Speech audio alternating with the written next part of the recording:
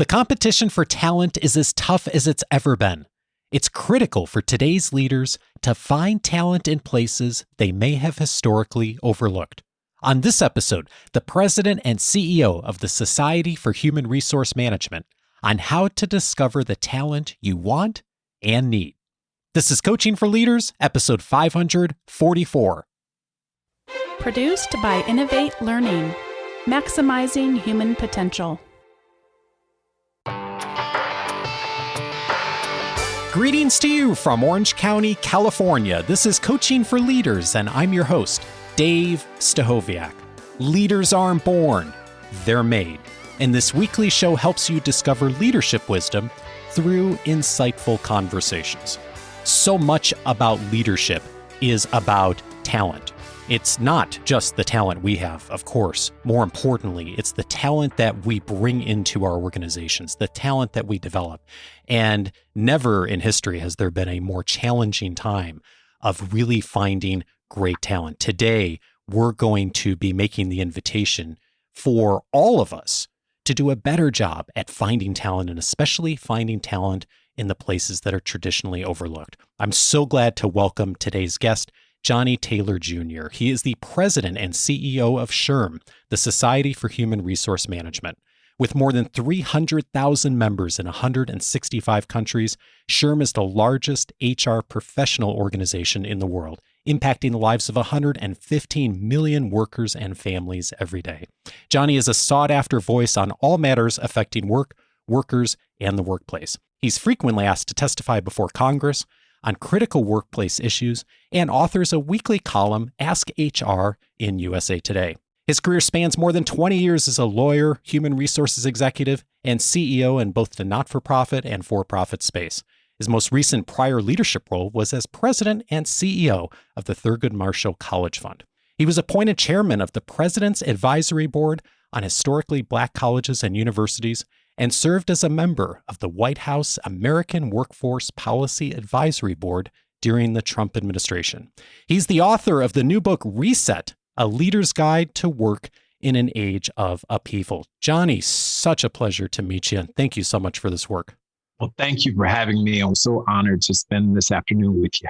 We are talking at an extraordinary time in history, and certainly in the history of work. The war for talent is unlike it has ever been. We are still in the midst of the pandemic. And you write in the book, companies that hunker down to ride out the storm often emerge from shelter bewildered to find competitors that innovated, gambled, and invested and won. And I think about what you wrote there and this time in history, that there's an opportunity for us to all do better during this time, isn't it? No, it's more than an opportunity. Frankly, it's the imperative. I don't speak in terms of hyperbole a lot, but let me tell you, if we don't get this right, coming out of a pandemic, coming out of the country's focus on racial reckoning, coming out of what, frankly, was a wonderful economy that turned into a very, very bad economy overnight, and then immediately, whipsawed into another great economy, we had better think very seriously about our approach to talent and, more broadly, our approach to people. So there's no better time. I like your word. Everyone's used the word unprecedented, but you're right. This is the moment. And so it was an exciting time for me to talk about my thoughts in a book, Reset. One of the challenges that we have had in organizations historically has been finding the right talent. And now more than ever, that's a huge challenge. And you write in the book, when you discuss recruiting with HR professionals, 48% of them will tell you that the biggest problem is finding a deep enough pool of talent to make good choices about hiring. And when you ask managers what is their biggest frustration with HR, they can't source talent effectively as they'd like. So there's complete convergence here. How much of a problem is this? It's really a problem. And I mean, really a problem. Part of it is that we have a birth rate problem. And people don't realize this, that Americans stopped having children at the rates that we've experienced from the year 2004, the last 2 decades. The American birth rate has been on a decline. Last year, in the middle of the pandemic, it dropped an additional 4%.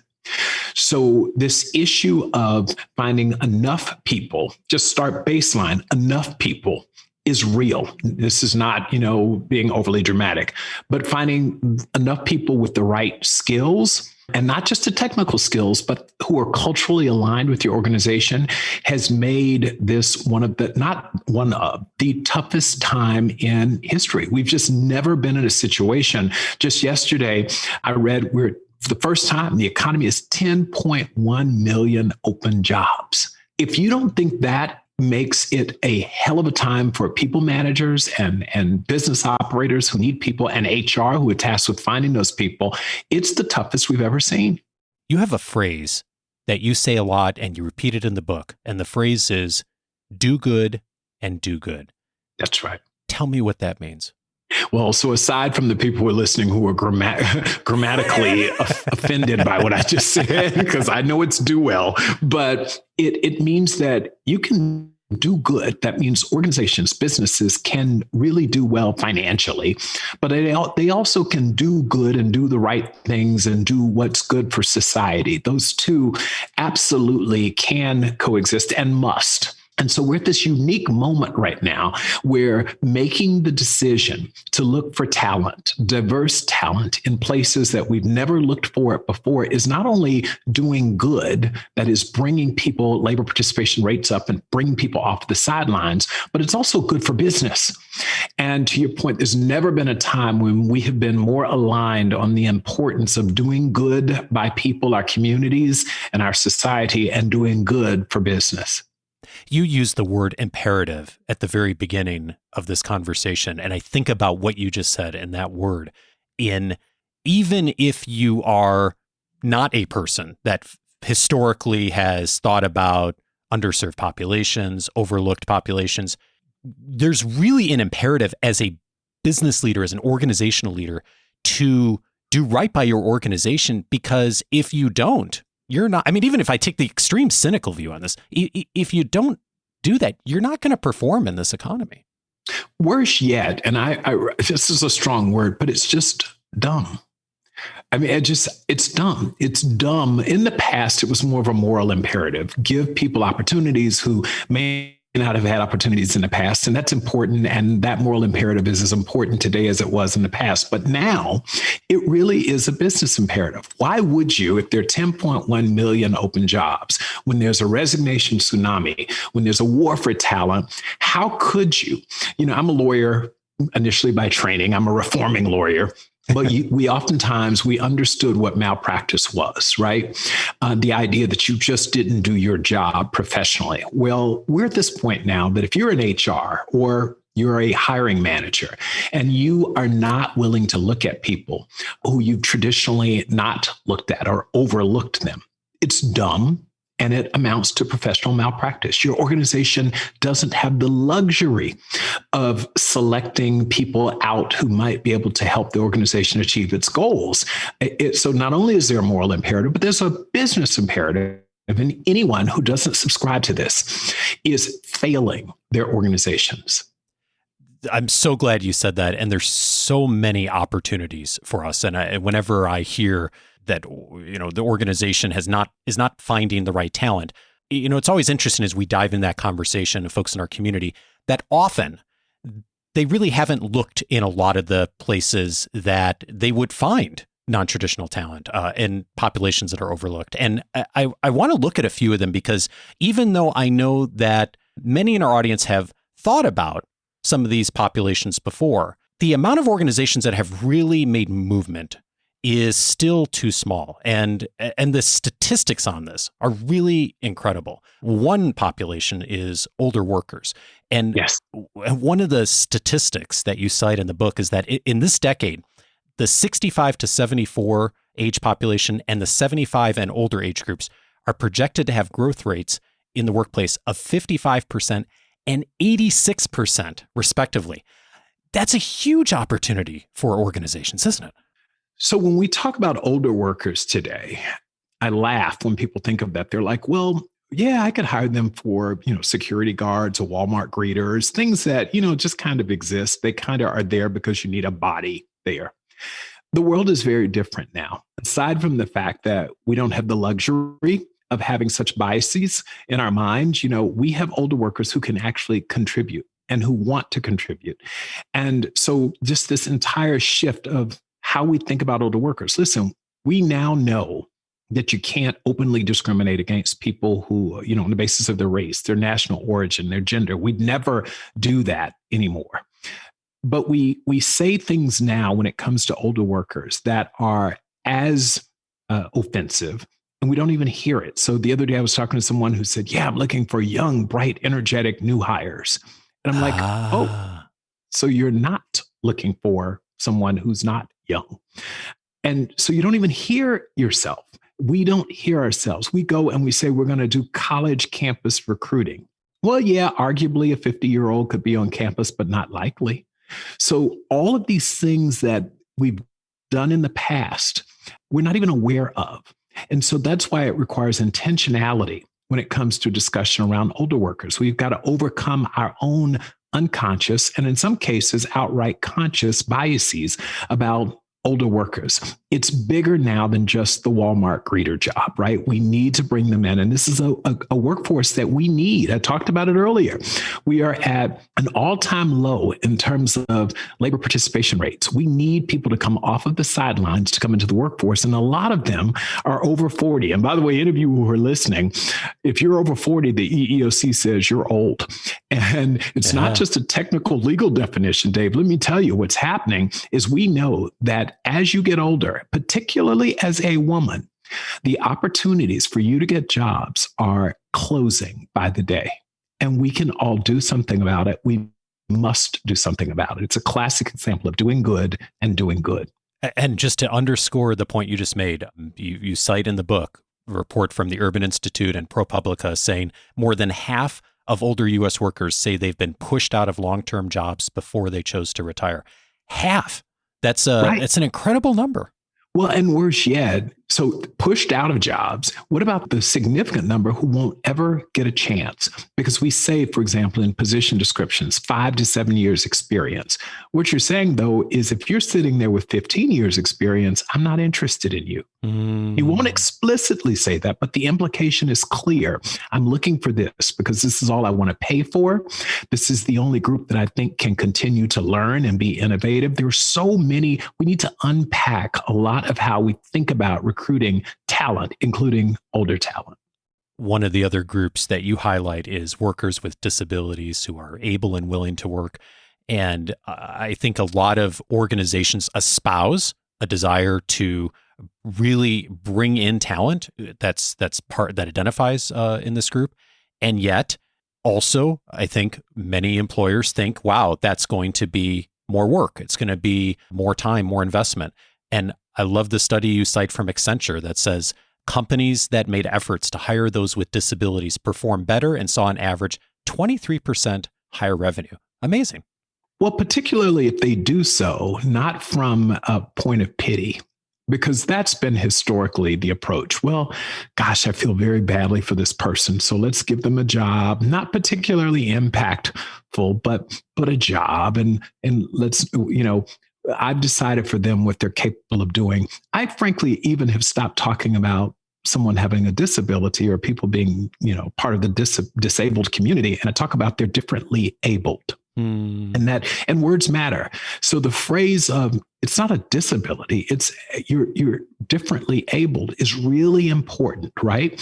That means what I'm trying to figure out is what do you do that is so strong that I'm not focused on it from a negative perspective. I'm thinking about this as a net positive for us as an organization.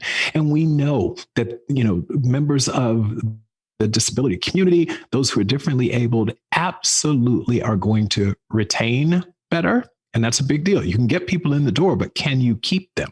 Where there's such loyalty associated with an organization that gave me a chance and didn't just give me an unmeaningful job, but a real job where I could impact the organization. So there's no question that organizations who are committed to doing this the right way, they benefit, and so do the members of the community. Another group that is often talked about, but the opportunities aren't necessarily always there, are veterans. And the data is really striking on performance and retention. And also, there's a lot of misperceptions about veterans. And I'm wondering where you would invite people to perhaps consider different thinking on bringing veterans into their organizations.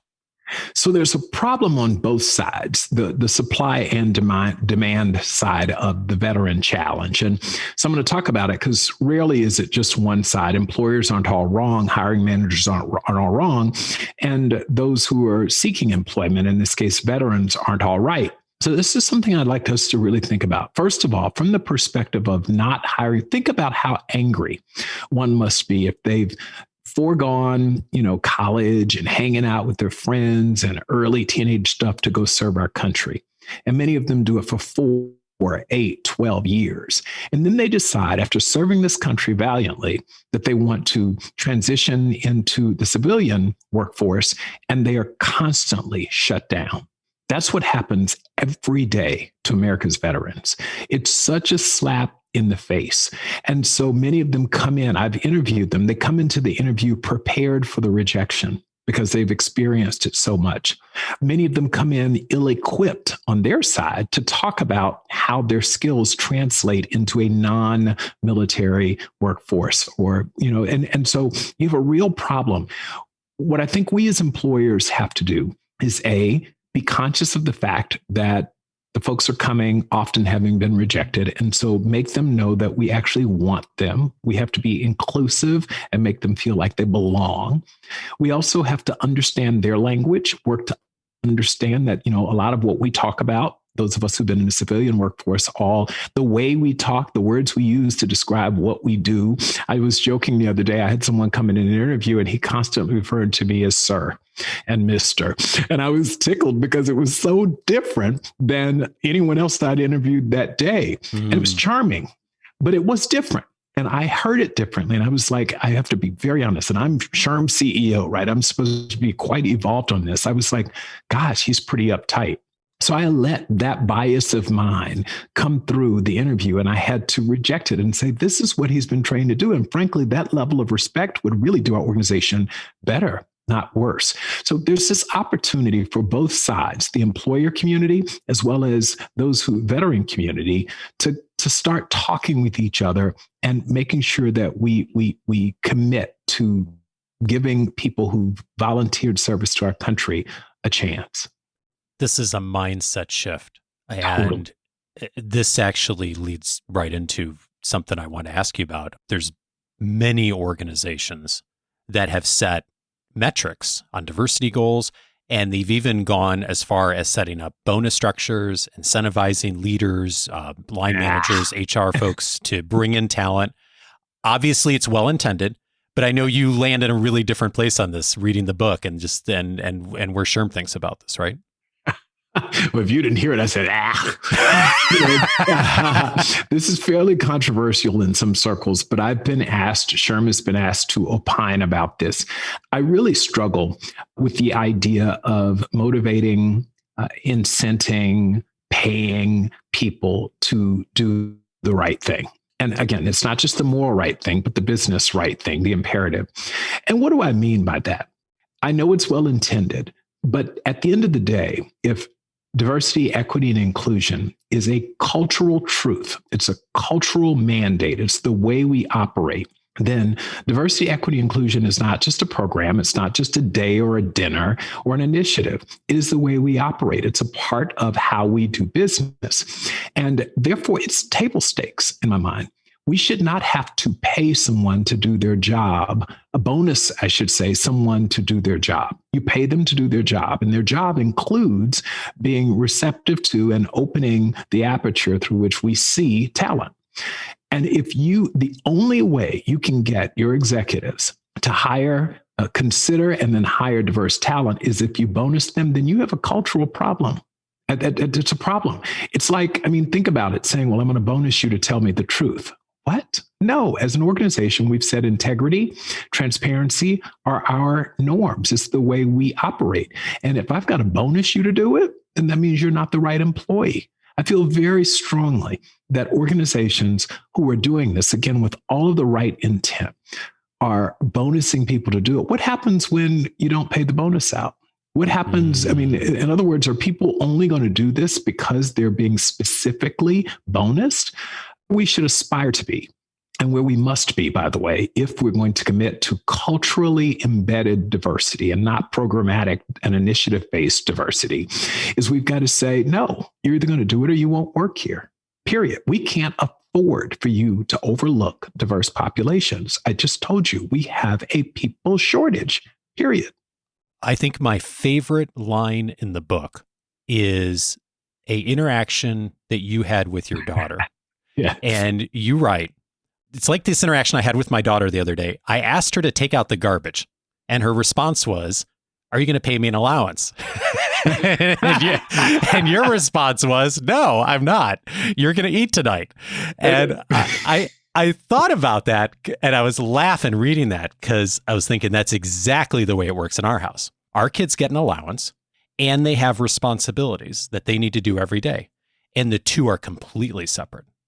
And the reason and the message we're always sending in our house to our kids is the responsibilities you have each day are part of your responsibility as a family member in this household to support all of us, to help all of us to do better.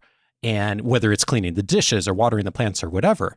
And I realize this is a personal example for both of us. And yet I think the challenge a lot of times we introduce unintentionally is we take something that we really should and we want to be the who we are, the implicit cultural values, and we turn it into something that becomes transactional.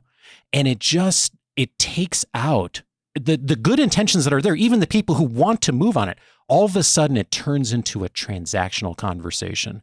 And like you said, then what happens when that disappears? Yeah, and people conflate measuring something. You can measure diversity and hold people accountable without incenting and bonusing them to do it. We measure a lot of things, and we don't necessarily bonus people for it. Your point's well taken about this concept of family, the metaphor. We oftentimes talk about our work family. We use terms, sports jargon, and we talk about teams, right? There are things that you do for the team to win. And what we know right now is in this war for talent, if we're going to win, we're going to have to find talent wherever it is. And we're going to have to be open to looking for it in places we haven't looked in the past. Anyone who is on a team and who says, well, the only thing I do is this, or if you want me to do that extra thing, you have to pay me this, in addition to, like our kids, doing what's good for the household, then you have to pause and ask yourself, is this the right person to be on this team or be a part of this family? And that's how I feel very strongly about it. I worry about the organizations who have turned this into a transaction, to using your language, and I violently agree with it, because if it's only transactional, then when the money stops coming, so too does the behaviors that we want the organization to just become a part of the way we operate. I can't tell you enough how troubled I am by the transactional nature now of some well-intended organizations when it comes to diversity. That makes me want to ask you about two people who are listening to this. One person listening to this, and I know we have folks in our audience who are owners, CEOs, executive directors, and many of them made some movement on this in recent years on looking at talent from overlooked populations. And many of them also have not done enough. And they would say themselves, they have not done enough. And maybe they find themselves in a bit of this transactional situation as well, too. And they really find themselves in this time where they not only want to do more, but they need to do more. When you're talking with someone like that, whose heart is in the right place, but they found themselves in a struggle of not doing enough, what's one thing you invite them to do as a next step? So I love when I get this question. And I got to tell you, for those of you who, since it's a podcast, you can't see me, I'm an African-American CEO. And I came into an organization that was not particularly diverse.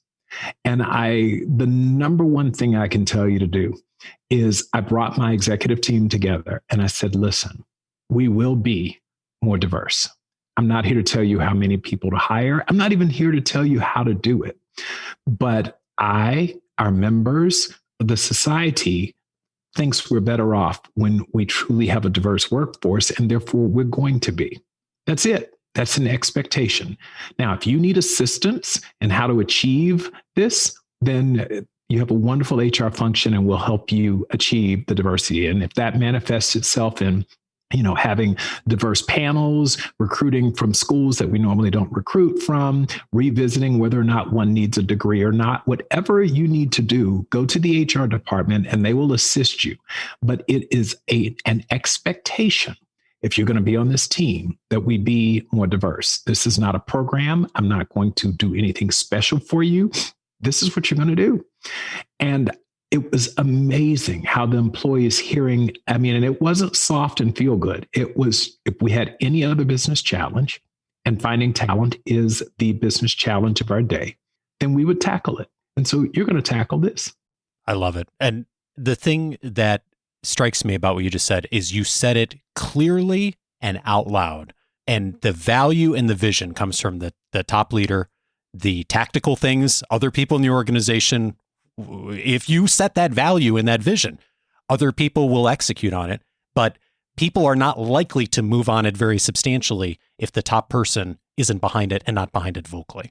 Well, David, I got to tell you too, to that point, for anyone listening, that was risky for me because I'm coming in, I'm the new CEO, I'm Black, and in some ways, I'm going to be vulnerable here, it was predictable. Some people were waiting for me. In fact, someone said that to me. I knew you'd be totally focused on diversity, equity, and inclusion because after all, you're Black. And I said, oh, slow down. I said, first of all, when I speak diversity, I'm talking all types of diversity. I want diverse perspectives. I don't want all Democrats or all Republicans. I don't want all anything. I want true diversity because we make better decisions when we have people who are different sitting around the table, bringing us their various perspectives, their lived experiences and perspectives, we make better decisions. And so I had to really deal with that right on because what the person was essentially saying, and I appreciated their transparency, but what they were saying was, yeah, the Black man's going to come in and tell us to be more Black. And I immediately didn't back down from it. It was uncomfortable, I have to admit, but I said, diversity is going to be a part of our cultural values, period. And unlike many, I'm not going to tell you how to do it. We're going to enable you. You'll have all of the resources that you need to achieve that. That means hiring the disabled. That means giving and hiring the formerly incarcerated. That means hiring older workers. One of my first hires was a 62-year-old man, and people were shocked. And I said, yeah. So we're going to do this. I'm going to show you diversity. I'm not going to tell you diversity. And then those of you who get it and who commit to ensuring that we find really talented people from diverse populations will be here. And those who don't, won't. Thank you for sharing that.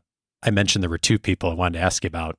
The other person I'm thinking about is the person listening who's managing a team or maybe a department inside their organization, and their organization, like many, has espoused a desire for this, yes, but that leadership, that vision, that clarity from the top isn't there as clearly as it is for you in your organization. For the person who finds themselves there and listening to this says, I want to do more to find the overlooked talent, what's one thing you'd invite them to do? So because I think of this all as a business imperative, I'd say the same thing that we say to employees. If you see, no matter what department you're in, no matter what your function is, if you see a way, first of all, if you identify a problem, an opportunity for SHRM to be better, in this case, SHRM, because that's where I'm the CEO, and you want to work on a solution, because it's not enough to just tell me the problem. I need you to think of a solution. I encourage my workers, all of us as employees, to think of ways where you know there's a problem to help us solve that problem, and then escalate it throughout the organization, including to me. And what I've been amazed at, for example, is we had a number of employees come forth to talk to me about the formerly incarcerated as one dimension of diversity. It's not race, gender, national origin. It's, people who've been convicted of crimes and who've served their crimes and are now out looking for a job. That came as a result of one of my employees coming to me and saying, this is an untapped population, and I think we should do something about it. And I said, well, come back to me with ideas. I put it back on them because, listen, I'm the CEO. I got a ton to do. I'm going to clear the air. And I'm going to bring together, if you need help, others to help, from the HR function, from our community-based, network to help us come up with a solution. But you start with going to your leadership and saying, I identify this as a problem and I have some ideas, but be careful. Just coming in and complaining and pointing out problems is not going to move the needle. In fact, people will start rolling their eyes because they're like, there are problems everywhere. Why don't you come to me with some ideas about how to solve for those problems? Well thought out, culturally aligned approaches, because all of us want to do the right thing. And, we're just insensitive to it. Huge. And I think going back to where we started in the context of this moment, that the conversation that may not have gone anywhere 6 months, a year ago on this, all of a sudden the business need is so strong. That's right. And so urgent that you come to a conversation with a solution to a problem of where we might find talent that we haven't historically looked. And because the need is so great, you may get traction on something that someone wouldn't have thought about 6 months, 12 months ago. Listen, all ears. I have to tell you, it was 2018. And we were, if you remember, just before the pandemic, we were, looking at 3.5%, in some states like Iowa, 1% unemployment. So every employer I know was all ears for ideas to help us find talent. And interestingly, post-pandemic, we're right back there. We're heading that way very quickly to ultra low unemployment. So we are all looking for, as CEO, I can tell you, how do we solve for, compete in this war for talent? So this is that opportunity. I want to tell you a quick anecdote. So a gentleman who's working here with us, former veteran, Andrew Morton, I can tell you his name, was working here within our organization and frankly had a real passion for creating opportunities for veterans. And he thought, not only do we have a shortage or we are underrepresented in terms of veterans in our workforce here at SHRM, but he noted that a lot of our members were, and part of it was member organizations were, and it was because they didn't know how to. He, having served in the Marine Corps, said, Johnny, I'd like to take that up. He essentially created for himself a job focused on helping us figure out how to strengthen our internal recruitment and our member recruitment around veterans. Well, I'm pleased to say he did it so well that we reached the diversity that we wanted within our workforce, but he became the guy on the speaking circuit for hiring veterans. Our members began to grade us real highly on having paid attention to this untapped pool. And so it was a win-win. Everyone won. He's done now well in his career and been promoted. We have become more value add to our members. And when I look around our organization, we are better off by having that important dimension of diversity, veterans in our workforce. But it all started because Mr. Morton brought it to my attention. I have an open door policy here. He brought it to my attention. And because of the way we try to operate from a cultural standpoint, I said, okay, tell me how would you fix it? Fair point. We don't have enough veterans and you're passionate about it because you're a veteran. Now tell me, what do you want me to do about it? And he came back with the plan and we gave him the resources and we are all the better for it. I so appreciate your transparency and sharing what has worked for you internally, some of the blind spots you've had, both personally and as an organization. And I'm thinking, Johnny, about what it's like to be CEO of SHRM at any point in history, but especially over the last year and a half, 2 years through the pandemic. Thank you for the work you've done, first of all. And I'm sure you've seen a lot in the last 2 years. And I'm curious, as you have been writing this book, as you've been helping your organization, but also your members around the world navigate the pandemic, what's something that you've changed your mind on? Flexibility, workplace flexibility. I'm a lawyer. I'm a law and order kind of guy by training. And a former ROTC Air Force, right? So I like rules and I like, kind of things working that way. The pandemic really impressed upon me how important flexibility was, and not as a perk for people who did a good job. You get to take a Friday off early or work from home one day a week, and not as an accommodation for people who had disabilities or family needs, but that flexibility needed to be built into the way people work going forward. It was a huge reset moment for me. I had my own ideas, even my own assistant. I remembered finding an amazing candidate in the past who told me that because of some medical issues with her husband, she could not be in the office 5 days a week. And so I excluded her from consideration because I said, I need someone with me 5 days a week. While I'm here, you need to be here just to keep my office going. The pandemic literally forced me, all of us, to work remotely from even someone as personal as our executive assistant. And it showed us it worked just fine. So flexibility was the big aha moment for me. I literally was challenged on a personal level. And so now I'm a huge proponent, although I think it's important for people to have human interaction and not go 100% remote. Workplace flexibility, work schedule flexibility is now something I've fully embraced as a result of the pandemic. Johnny Taylor Jr. is president and CEO of SHRM and the author of Reset, A Leader's Guide to Work in an Age of Upheaval. Johnny, grateful for your work. Thanks for the time. Thank you, Dave. I appreciate it very much.